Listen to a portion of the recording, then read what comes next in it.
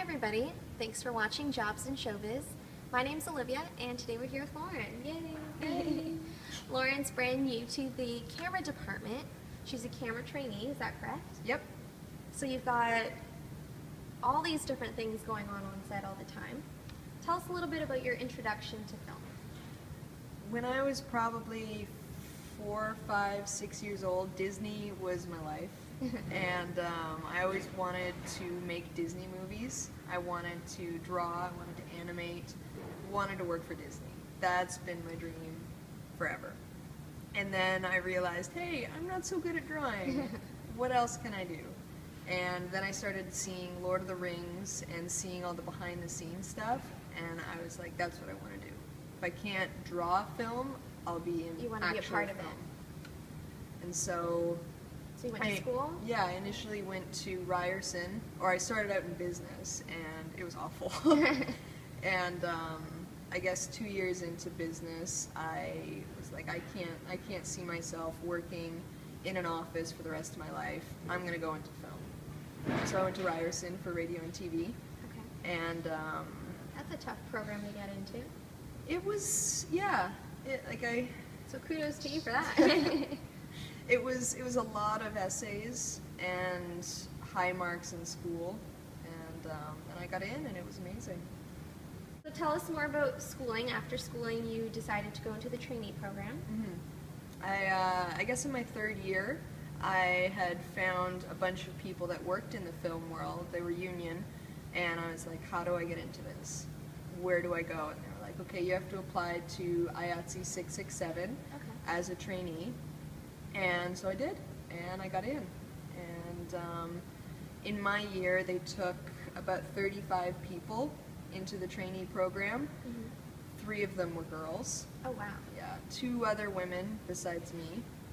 And that was a bit shocking. But, you know, when you're on set, you realize it's mostly guys. Yeah, the film industry is heavily male-dominated, and does that intimidate you at all? It's tough, because I want to be an operator, and I've never worked with a female operator. I don't think I have either. They're rare. You know, they're out there, but they're not working in the union world. They're doing indie stuff, commercials, and even then it's mostly men. Well, hopefully you break that barrier. Here's hoping. And then we got the first interview. So, gearing back to being a camera trainee, there are a ton of responsibilities and duties, but for me what stands out is the marks. So, do you want to tell us a little bit about the marks and why you put them down? Well, what we have to do for every scene, there's a blocking, and so that's when the higher-ups show us how the scene's going to go.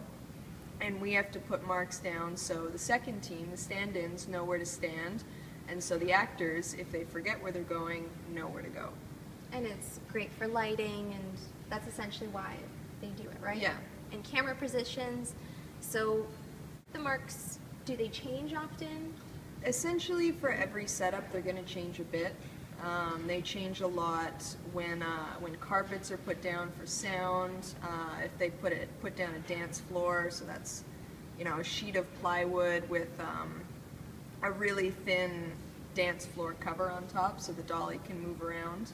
And we have to lift up the marks and put them down, or if we've moved in, or if we're cheating actors one way or the other, we have to change the marks. And it's very technical too, right? Mm-hmm. I see sometimes like people coming out with like measuring tapes. Mm-hmm. Why do you have to do that? That's for focus, mostly.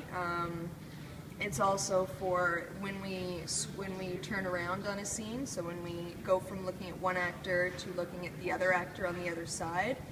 Sometimes they want to keep that very consistent. So if we're 5 feet away from an actor, it'll affect. Yeah. Yeah. So then they want the reverse, and they want it to be the same.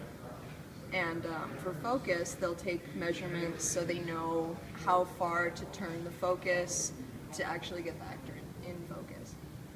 Fair enough. So do you want to show me how to do a proper mark? I would love to. All right, so what's this called? This is called the tape stringer. And why are there so many different colors?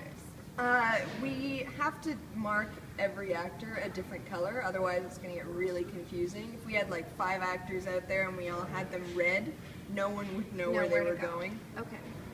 You start by making a mark in between the feet. Okay. So then the actor or whoever's standing in knows where to put the middle of their body. And then we put a line of tape. It can be longer, it can be shorter, it depends on the show, it depends on the actor. Some actors need really big marks, otherwise they're going to miss them. Yeah, miss them. And then sometimes you label them with numbers too. Mm-hmm. If there are a lot of marks, or... If there's generally more than 1 or 2 marks, you want to number them, not only so the actors know where they're going, but so the crew knows where they're going to be at any given moment. And in relation to the dolly, in relation to other actors, you want to know where one person is when the other person is at their first, second, third mark. Okay.